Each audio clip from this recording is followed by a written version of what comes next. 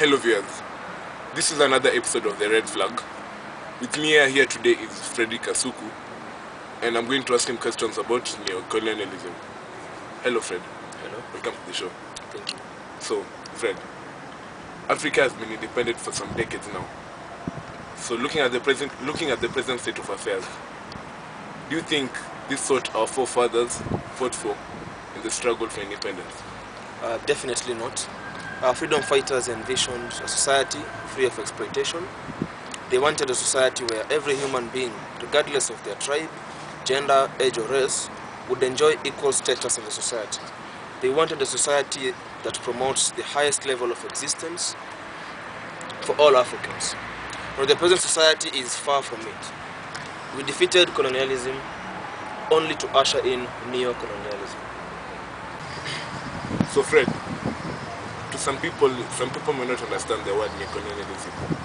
So let me ask you, what do you mean by neo-colonialism? Okay, just as the word suggests, it's actually the new form of colonialism. What it means is it's the indirect control of our countries in Africa, which were the former colonies, by the former colonial powers. It means that our countries, though politically independent, are still under the firm control of the developed countries in the West, economically, socio-culturally, militarily, and in almost any other aspect of our lives. It means that we are still not masters of our own destiny, even after the long and bitter struggle for freedom waged by our freedom fighters for independence. So in what way is this indirect control maintained? In other words, how is this neo-colonialism practiced? First of all, it's important to look into how control of Africa was maintained during colonialism.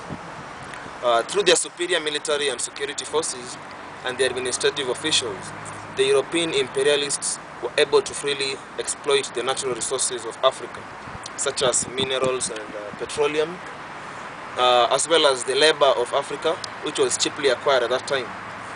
And they were doing this in order to feed their industries and obtain profit. So now after colonialism, the same system of economic exploitation was maintained, keeping Africa as simply the source of raw materials on the north, and the labor for industries abroad. Now, multinational companies or corporations based on the north dominate our economies with their superior capital base, so that indigenous industries are driven out of competition.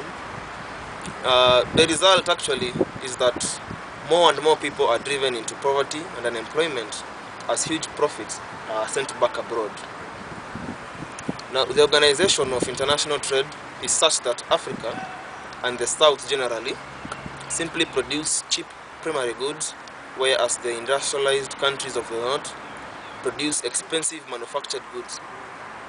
And you know what results from this is a balance of payment deficit, so that we in the South get poorer every time we trade, but it's a sorry state of affairs. What's more, it is propagated by the very institutions that claim to cater for the interest of all, the World Trade Organization, and generally the United Nations, which is dominated by the West. So Fred, do you think this situation can change? Oh yes, it can. The difficulties of our existence, the increasing poverty, unemployment, hunger and disease, generally the problems that we face as Africans, mean that we must act to ensure our survival. And with proper organization and mobilization, the system can change. So, final question. What do you think Africans should do to salvage the situation? What Africans need to realize is that the system in which they live in is the root cause of all their problems. Africans need to know that neo-colonialism feeds on their labor and resources without any remorse. Africans need to learn that their leaders, despite their promising talk, actually serve to maintain the interests of the former colonial masters. What I mean here is that they have still maintained the links with their former colonial masters.